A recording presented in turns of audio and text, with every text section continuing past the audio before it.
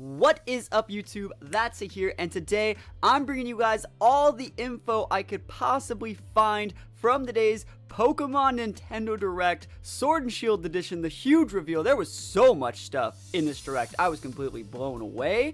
Like, I remember if you saw my video yesterday, right? I was talking about, like, the safe assumptions, like maybe we'd see a couple starters, maybe we'd get, like, a couple small things, maybe a release date if we were lucky.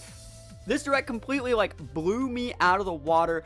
I completely just cannot believe how off the charts all the info they revealed is, and I'm really curious what you guys thought about it as well. So leave those comments in the comments below with what your favorite part of the Direct was, maybe something you wanted to see they didn't, or maybe that you weren't expecting that they did show. Leave those in the comments below, and we're gonna go really in depth today and take a look at every single thing that was revealed. You can see I'm on Twitter. I do use the day mode. I don't know why. I use the light mode Twitter, but we're gonna be on SarahB.net's Twitter. I'm gonna be leaving a link to SarahB.net's Twitter. That's the best place, the most honest place to find all the Pokemon info. There's a bunch of Pokemon like leak rumor Twitters and stuff like that. You can always trust SarahB. They always really try to be really respectable, and I'll be leaving a link to their website as well. So if you guys don't use SarahB, maybe try giving them a look, and I promise you won't be disappointed. So yeah, SarahB updates everything super regularly. So right off the bat, Pokemon Direct, it was at 6 in the morning PST. So like I had to wake up. I woke up at like 5:20. I got my coffee right here. And we were just gonna, I ran there. I actually sat back at my computer like at 6 o'clock, and I was like, all right, Direct time. And right at the start of the Direct, the first thing I really saw was that there's a bunch of Pokemon in the overworld, and it really reminds me of Let's Go, and I'm super glad they're keeping that mechanic. It really reminds me of like Dragon Quest, where you can see, you know, the monsters and Pokemon in the overworld, and I really like deciding when I battle things. And also, when you're just like walking around in like a new area for the first time, and a brand new thing just pops up, like you're just walking, just chilling, maxing, relaxing, acting all cool, and like a freaking Tyranitar just pops up. It's like, you're like, whoa, it's like super cool. It really gives the world like a whole nother level of versatility, if that makes any sense. Like, it really just makes the whole world pop a little bit more than just being completely like rammed into it. So I really do like that there's a bunch of overworld stuff. The next thing we're gonna be talking about is they revealed 3 new Pokemon. For people thinking we were gonna get actual reveals, they revealed these 3. And before we actually get into talking about these 3, one thing that I've seen a lot on Twitter is that a lot of people are saying these 3 with their names and the things that have been said about them, it deconfirms all of these fake you know, Gen 8 Dex lists that we're seeing. All these Pokedex lists, these Pokemon aren't on those, so that means that whatever list you guys were seeing from Reddit or 4chan or something like that, it's been going around the internet for the past week or so, it's deconfirmed. So if you guys are looking forward to that, that sucks, but I think more often than not, most people didn't like that list, and so it was just completely fake. And we get these 3. So we get this grass thing, we get this awesome sheep. Oh my gosh, that sheep is so good. There's gonna be so many people buying plushes of that sheep. And we get this awesome turtle, right? So we get this awesome turtle. I think it's gonna go a lot more in depth in those in a sec. But yeah, so let's see. Wider area exists in Pokemon Sword and Shield. I guess that means something. You can catch stuff. I saw a lot of people talking about, like, can you only catch stuff in the wider area, right? Can you only catch stuff in the wild area? I think I said wider area. In the wild area, can you only catch Pokemon in the overworld in the wild area, or are there going to be overworld Pokemon everywhere, and it's just like the wild area the only place you can catch Pokemon at all? And that's a good question. I don't think they really addressed that, but hopefully not. I mean, you think that they would not do something like that. Like, it's like, yeah, it's a brand new Pokemon game, but you could only really catch the Pokemon in like one place. That'd be not a good take, but hopefully they don't do this. I think they did a pretty good stuff. So SarahB update: battles involve larger variants of the Pokemon, ability to have your Pokemon grow in battles. So this is called Dynamaxing. We're gonna talk a ton about Dynamaxing. I'm gonna make like 5 videos on Dynamaxing, I think. And if you guys want to see those videos, leave some comments. Maybe drop a sub if you haven't yet. I would really appreciate it. And yeah, like, Dynamaxing is gonna be huge. If you want to know everything that I potentially think this mechanics is going to show for competitive play, sit back, relax, because like we're going to get into that in future videos. So this is the first real Pokemon revealed. It's called Wooloo. I like it. I'm usually one of those people that's, you know, from my discussion video yesterday, I'm more reserved. I'm kind of like, all right, that's fine. That's cool. I'm one of those guys that I don't dislike things, but even if it's not something that suits my taste, I usually can completely understand and, validify other people liking stuff. I'm okay with other people liking stuff. I know it's 2019, and I don't take it personally when people don't like the things that I don't like, and I appreciate that other people can have their own likes, right? It's ridiculous. So, but this thing, I like this thing. Sold, 100%, 5 stars. Like, I love it. I a lot of people like, it's just a sheep. Oh my goodness. I don't care. Like, this thing's awesome. Like, really, really cool abilities for it to, like, oh, Cotton Guard is a really cool move that a lot of Pokemon get. Really like seeing more Cotton Guard Pokemon. This thing has the ability to have, what's that Persian ability in Gen 7 that gives it that stupid, the thing that Furfrou and Persian have that makes it so they're, like, super thick on the defensive side. It's a great ability. I think Regenerator is another really good option for this thing, like, as far as, like, hidden abilities or something go. Like, this Pokemon could be good. Who knows? Maybe it evolves into something that doesn't look stupid. Probably not. Maybe we'll be able to customize their hair color, like Furfrou. So, this next one, we got Gossifleur, and a lot of people are like, oh man, Gossifleur, I can't wait to see all the art for Gossifleur.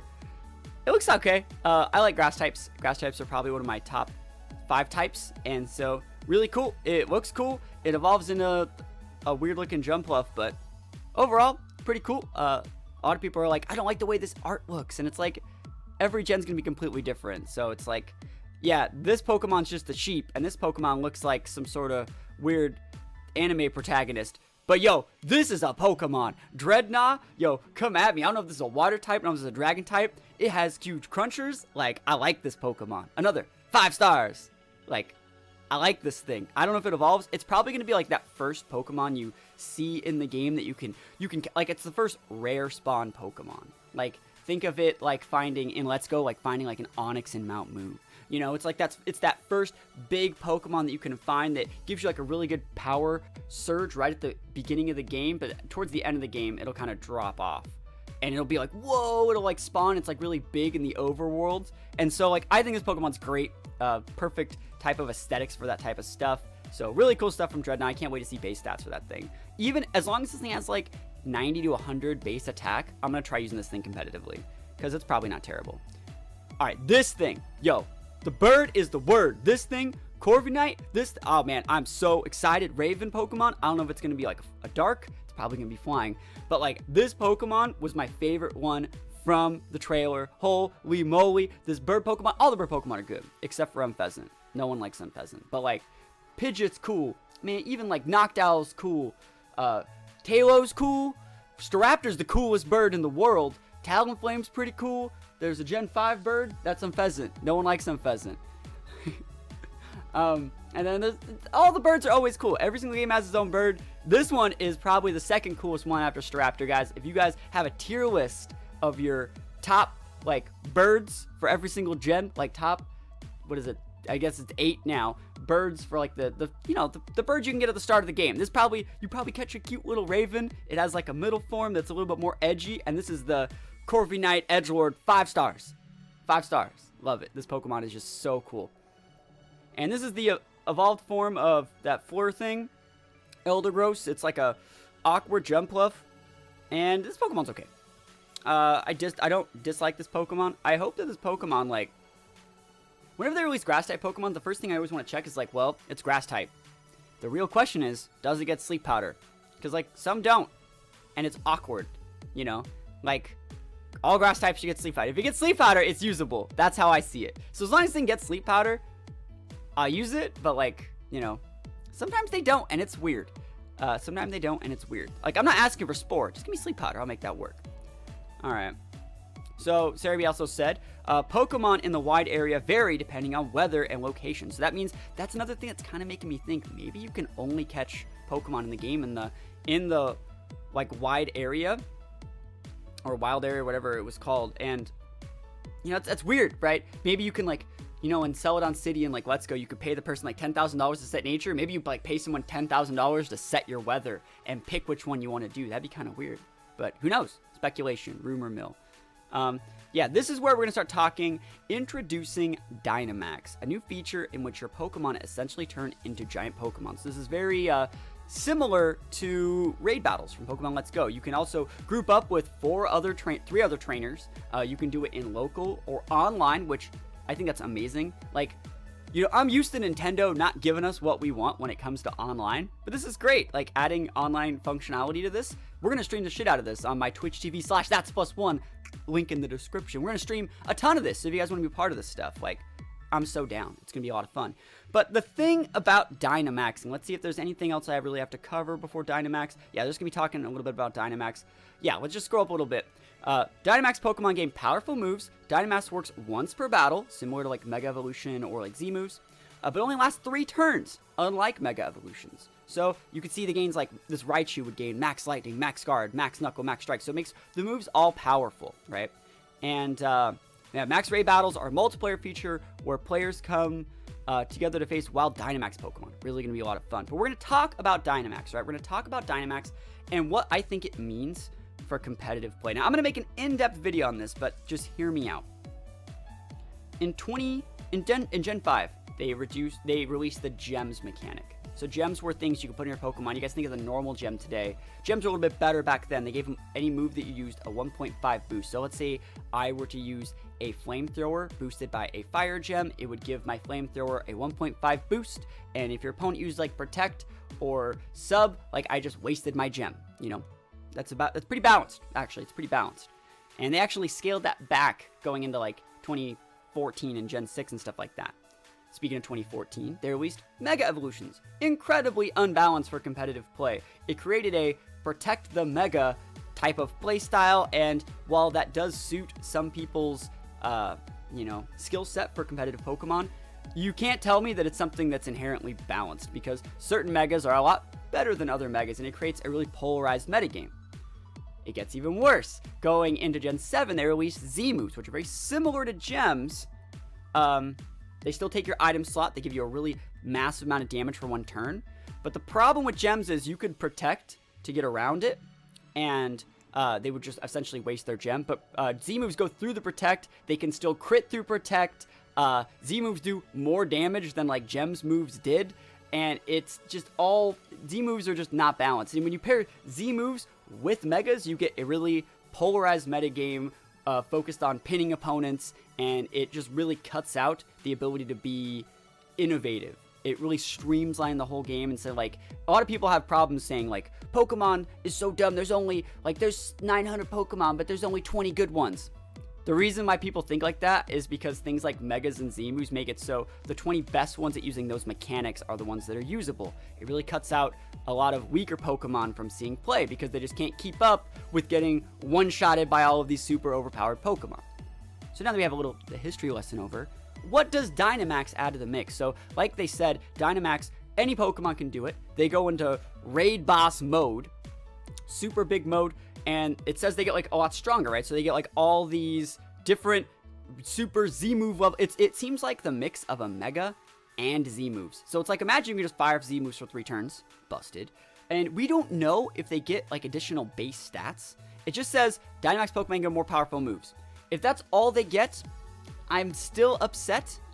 But as long as they don't get bulkier. The bulk would be the problem. Imagine if they became like raid boss levels of bulk and destruction for 3 turns. I'll give you some examples of what the game would turn into. I would lead my Gyarados. So I lead Gyarados, right? My opponent leads with literally anything. I don't care. If I decide to Dynamax with my Gyarados, right? I can then click Dragon Dance, right? I can click Dragon Dance or whatever Z move equivalent. It's probably a Super Dragon Dance because all these are buffed. And now what your opponent's going to do is they're going to be like, well, he only has Dynamax for 3 turns. I'm going to protect, or I'm going to sub, or I'm going to switch to something so I don't get one-shotted by the super uber over there. So, if they do all those things to play around your Dynamax, well, you didn't even attack them. You set up. What you're effectively using your Dynamax for is not to steamroll their whole team, because they're going to be using protects, switches, damage mitigation tactics to effectively wait out your 3-turn, power surge. And so if you just use those 3 turns to correctly set up, you get a Pokemon at the end of the Dynamax that's stronger than your Dynamax Pokemon. And so what that does is it creates 50-50s when people understand that becomes the metagame, where they're like, well, is this Gyarados going to Dynamax and Dragon Dance, or is he going to Dynamax and Waterfall me? And so if they think, well, I can't let him Dragon Dance, I have to attack it, and the Gyarados player goes, herp derp Waterfall, you just lost your Pokemon. Sure, you can be like, well, at least he didn't set up. But the thing is, that lasts for 3 turns. So you're going to lose 3 of your team? You're going to lose 3 of your Pokemon. Just to say, at least I didn't get completely swept by the Gyarados. And the thing about it is, that's a 6-3 start. Like, that's not balanced, yo. Like, that's the problem. You could be like, well, you could Dynamax back. So if you ever have to use a mechanic, a specific mechanic to stop a specific thing like that, that's not balanced. Like, there should not be one cure-all answer to beat the one thing, you know? Let's think about Pokemon that are like problems. First one that comes to mind is Ferrothorn. You could be like, Ferrothorn's so good against physical attackers, but you don't need special attackers. You don't need fire attacks to do it. Ferrothorn has weaknesses to fighting. Ferrothorn has weaknesses to fire. There's a lot of Pokemon that have good matchups for Ferrothorn. If there was just one way to only ever beat a Ferrothorn, it'd be a problem. Like, anytime there's only one way to do something, one way to make it so you don't lose, that's a different thing. It's not even like Dynamaxing against another Dynamax makes you win. It makes it so you just don't lose. And I just think that's not balanced. Like, it's cool, it's fun, it's awesome, we're all gonna have a good time. I'm not, like, ragging on it because we don't have all the info. But it's a worrying trend. That's all that I'm gonna say about it. It's a worrying trend, and I just want things to be balanced. Because I'm one of those players that plays competitively. Like, I'm gonna be chasing my Worlds Invite next season. And I've done that stuff in the past. I go to all these regionals. I spend thousands of dollars going all over the country to play the game. Competitively at the highest level. And so, for regular battles, Battle Spot, Dynamax, yeah, whatever. But for someone like me that wants to, like, make my living off of this, it's incredibly worrying. And one last thing about the Dynamaxing. I really think, we were talking in my Discord. If you guys are interested in joining a Discord based around Pokemon, we have links to the Discord in the description. We have a very active community there. We were talking about the Direct today, and I thought of an idea. So if you go on to, like, Ultra Sun and Moon Battle Spot, you have, like, Battle Spot Singles, Battle Spot Doubles, Championship format, which is like the competitive VGC format, and like Battle Spot Special. And if you think about past formats, past games, we've had like triple battles, rotation battles, and stuff like that. I wonder if what Pokemon might do, because this Dynamax feature is so busted, maybe they won't have it legal on like Battle Spot Singles, Battle Spot Doubles, Battle Spot Championship. Maybe it'll just be like a Dynamax ladder that's its own ladder. I think that'd be fine. Like, what if Dynamax is like that feature? Kind of like how, you know when you're like playing the games and like your Pokemon like dodged the move and it says like, Sceptile avoided the move out of love for its trainer, you know? It might be like one of those things. Who knows? Who knows? I really have no idea. If you guys have any ideas on that type of thing, maybe like Dynamax being its own ladder or Dynamax not working in online battles, let me know in the comments below. I actually want to talk to people about that if you have any ideas. So up next, we got the champion for the region, Leon. And I saw a couple people saying he looked a lot like Iris. So that's kind of cool. Maybe like there's some lore in there. I know there's a lot of people talking about like how Gen 8 looks a lot like Gen 6. And Iris was Gen 5, which is close to Gen 6. So like maybe. I'm pulling for straws on that one. But he has a Charizard, which means if there's anyone that was going to Mega Evolve, you know it's this guy. We got his brother. We got Hop. I wonder what their parents were thinking. It's like, you know what? Leon. What a good name. And then it's like, herp derp hop. Hop hip. You know, I don't even know. Like, hop, skip, jump, skip to my loo. Hop. Yeah, weird. Looks like he ain't trash, though. So, the thing is, like, he's the brother of someone that's, like, really good. So, like, I always like it when the rivals, like, don't completely suck or aren't, like, the noobiest noob. So, it looks like he has some potential skills. We get the Professor. We get Professor Magnolia. Old Professor. So, like, if you guys play the TCG, this is going to be the Professor card that you have to run 4 of in your deck for, like, the next 5 years. That'll be fun. I can't wait to see the full art of Professor Magnolia. And you have her granddaughter, which is, like, I wonder if that's supposed to be, like, young and old version. They both, like, do something with their left hand or whatever. But, yeah, I think every Pokemon game has to have, like, the girl protagonist character that does something. Assistant Sonia. I wish she would have had, like, a professor name, too. I think that would have been pretty cool. I think it would have been pretty cool if she had some, like, professor name as well. We see the first gym leader, Milo, and I've said this for a long time. It just says gym leader Milo. Actually, it doesn't say first gym leader, but I think it's going to be the first one because he has, like, that grass thing they revealed. That seems like a Pokemon you catch relatively early. I've said it for the longest time. that the first gym leader should always be grass, or they should do that. Let's think about other games. They usually make the first gym leader rock. It's like that in like 3 games. It's like that in Gen 4 with Rorik. It's like that in Gen 1 with Brock, and it's like that in Gen 3 with Roxanne. And so they make it so like people that pick the water and grass starters have a really easy time, and the people that pick the fire starters have a hard time. We're switching it, so now the fire starter has a super easy time, and the grass starter has the water starter has a bad time, but like the grass starter has a neutral time. And so I think the grass is a pretty safe way to do it, because like the reason you pick grass and why it's a safe one, the problem is like you're like, that's not fair for the water starter. Well, what's the first Pokemon usually catch? It's a flying type. It's like they're gonna be that Raven thing. So if you can choose a Raven thing to beat it makes the game a lot easier for newer players to get a grasp of it, and it really gives you a good reason to catch a lot of the Pokemon in the area. It's just kind of, I feel it's a little bit more balanced, because like when you wanted to beat Brock, you had to catch like a Nidoran or a Primeape, and that says like you got to catch these Pokemon if you want to have a good match if you have a fire type. So you're kind of like pigeonholed into building a team you don't want to build just so you can play the game, kind of, or you just should do that if you want to have an easy game. There's nothing wrong with having like a Nidoking in your team, but I don't know. I like that it's grass. Grass is one of my favorite types. Should be pretty fun. And after that, we got the 2 legendary Pokemon, Zacian and Zamazetsa. Which one is your favorite? We got the Dark Souls boss. If you guys don't know about Dark Souls, this is like straight up a boss from Dark Souls. And we got the shield one. I personally like the shield one, but I don't like it with its mouth open. I liked it when it was like super calm, cool, and collected. So that's just my opinion. I like the shield one. So we get the box art as well as the release date, November 15th. That's like the Friday before Black Friday, I feel. So that's really, really cool. November 15th. I've been saying for the longest time it's going to be in November. We are going to be doing giveaways for this game. I'm probably going to be doing at least 2, if not 3 giveaways, probably coming around October. So if you guys think, oh man, I love Sword and Shield, but I don't have the money, well, stay tuned. We're going to be doing some giveaways. We might even start the first one in like August or something like that, where the way we're going to run the giveaway is I'm just going to run the giveaway, and the winner's going to get like $60 worth of like eShop cash, which you can then redeem for the game to do a digital download. So stay tuned. We're going to be running stuff like that. It's a great way to get the game. And the thing is, it's eShop cash, so like you're going to be able to use that on pretty much whatever you want. Who knows? They might even have DLC for the game. But I do like the box art a lot, and I'm probably going to be getting both of these. Probably going to be getting both. There we go. I'm probably going to be getting this. We got the double pack. A double pack of Sword and Shield will be available to purchase. Sarah B, whatever. Yeah. Double pack. Who knows what it comes with? I think it's really weird that they announced that double pack that you could pre-order right now. But they didn't, like, say anything. I also think it's kind of funny. They're like, and starting right now, a double pack. It was, like, the end of the direct. And it was like, I feel bad for people that, like, at Target and GameStop. Because people are calling, like, yes, I would like to order my double pack. And they're like, bro, we're not even open yet. You know what I mean?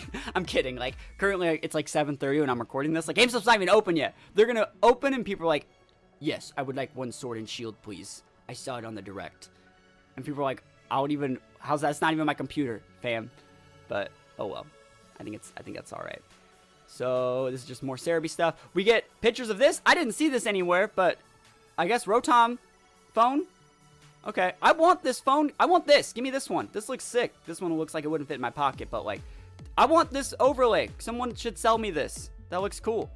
Official artwork for Rotom phone. Yeah, I dig it. I dig it. Look at this boy. He's so good. The bird. The bird is the word. Corviknight. Oh, that thing is so sick. This thing could have garbage base stats, and I would love it. Oh, Trevenant was the Gen 7 bird. I love Trevenant. If any of you guys know anything about Trevenant, in Gen 7, I would do a lot of viewer battles for like a whole summer. And I had a Trevenant team that was really bad, but I was undefeated with it for like a whole summer. I've still never lost with it. It's like, you can make any Pokemon work. If I can make Trevenant work, you know I can make this thing work. So yeah, cool. I love birds. Birds are awesome. Look at this guy, he's so cool. Dreadnought. He's probably like huge too. He really looks like a Dragon Quest monster to me too, and I really like the Dragon Quest game, so I'm excited about that. Official artwork of Eldegoss. I wonder what shiny this is gonna look like. I think if this is like a pink and yellow shiny, I'd be down. If this is like the green's pink, I'd be so down for that. That'd be sick. And maybe like a little bit of purple, kind of like a Mega Gardevoir look. Like make this thing look like a Gardevoir. I'd be down. Same thing. This thing shiny could be pink as well. I could see that. Gossifleur. And the sheep, yo. Look at that sheep. He's just sleeping. Yo, I like this thing. I like it a lot. And both these guys, like I said, I like the shield one when it's like calm, not when it's super angry. Like, I don't like it when it's angry. You don't want to see me when I'm angry. But here's the sword one. I think a lot of people like the sword one. Which one do you guys like more? Leave some comments in the comments. What legendary do you like more? The sword one or the shield one? Or you could also leave a comment saying, you know, what game you're going to get. Sword or shield? Maybe both. I want to know. I want to know. I plan on making videos like talking about what Pokemon are going to be in which game and stuff like that. Kind of how I've done in the past. And, you know, letting me know that type of stuff in the comments really helps me out knowing what type of stuff you guys want to see. These are your trainers. We got your bro. That's a weird beanie, but like, I can respect it. And we got the girl trainer, right? And so in yesterday's video, we used the girl trainer as part of the thumbnail. And that thumbnail was sick. That thumbnail wasn't like something I just took. I had to like make that. So like, clickbait. I don't do clickbait.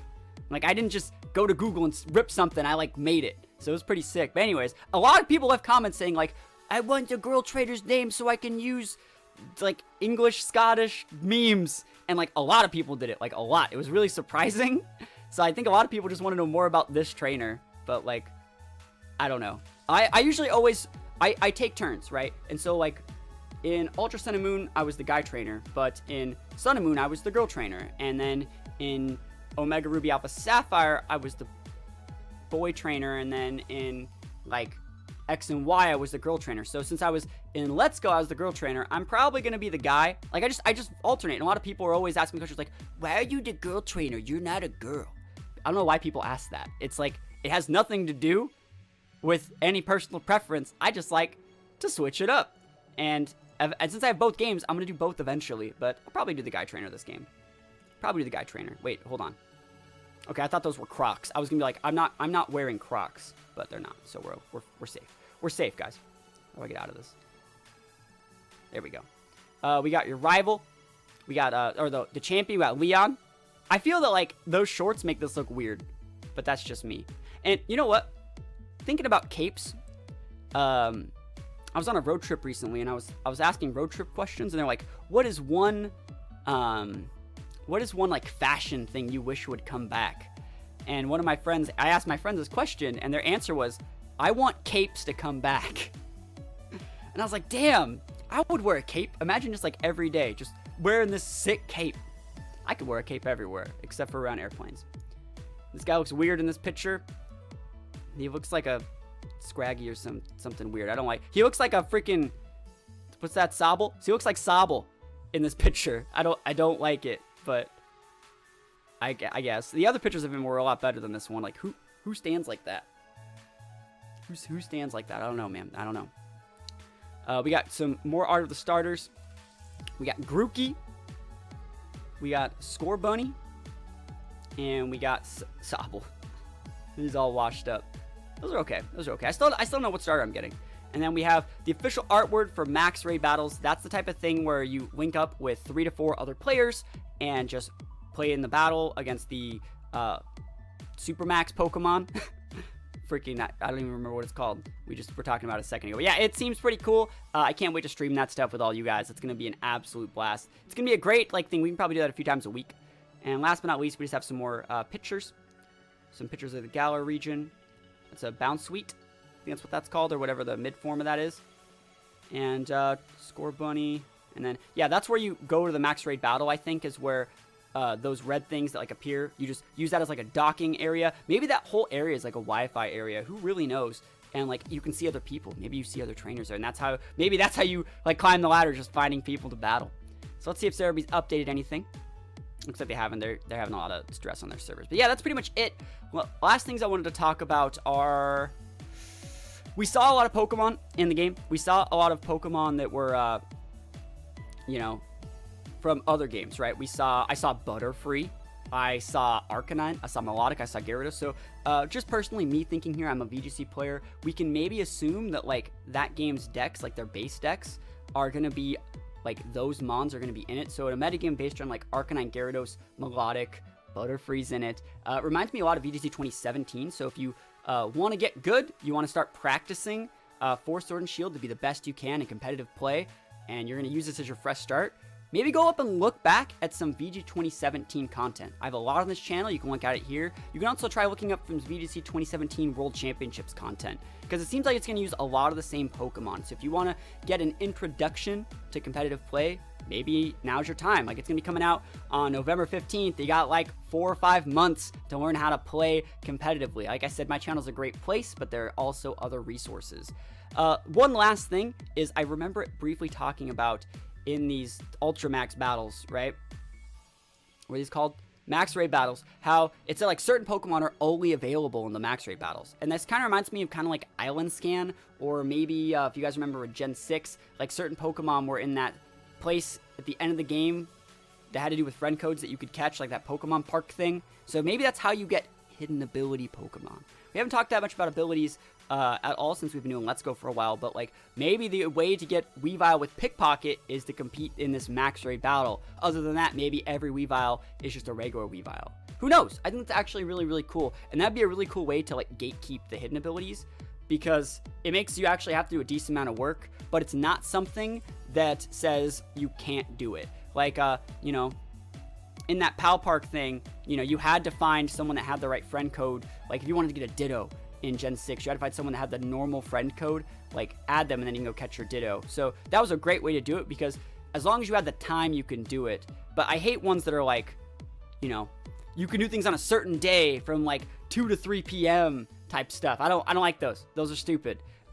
Ones that just say like, you can do whatever you want, you just might have to grind a little bit more. That's a lot more balanced. Like, you know, I don't like it when, like in, you know, Ultra Sun and Moon, if I want to get a Reshiram, I can get 1 per game in that Ultra Space thing. Or the Ultra Space thing, for example, that's what I'm thinking of. That Ultra Space thing is stupid, because you have to just, like, go in the same wormhole thing, like, 8,000 times to find whatever specific Pokemon you're looking for. Sure, they're, like, gated into different holes, but, like, you gotta go, like, past 3,000 light steps and then find the hole, and that's literally like a waste of time. Versus this, it's like, I'm just gonna go to where Gyarados is, and I'm gonna catch the big Gyarados, and it'll have the Moxie ability. So hopefully that's how they do it. I really think that'd be a lot more balanced than, you know, just having me waste all my time to wormhole shenanigans. So I just want to say, guys, thank you so much for watching. Hopefully you had a great time watching the Direct. I'll be leaving links to Cerebi in the description, links to our Discord as well, if you guys want to join that. Like I said, it's completely free to join the Discord. And yeah, if you guys want to let me know in the comments what you thought of the Direct, what you liked, what you didn't like, what you want to see. We're probably going to be seeing a ton of stuff about E3 as well coming up next week. I really think that's where the starter reveal is going to be. So yeah, Gen 8, I'm really excited. Should be a pretty fun time these next few months, gearing up and teaching you guys the most I possibly can about competitive play, so when the game actually drops, we'll have a really, really good community of like high-level players ready to play some games. So thank you guys for watching. Hopefully you liked the trailer, and I will see you guys next time. Peace out.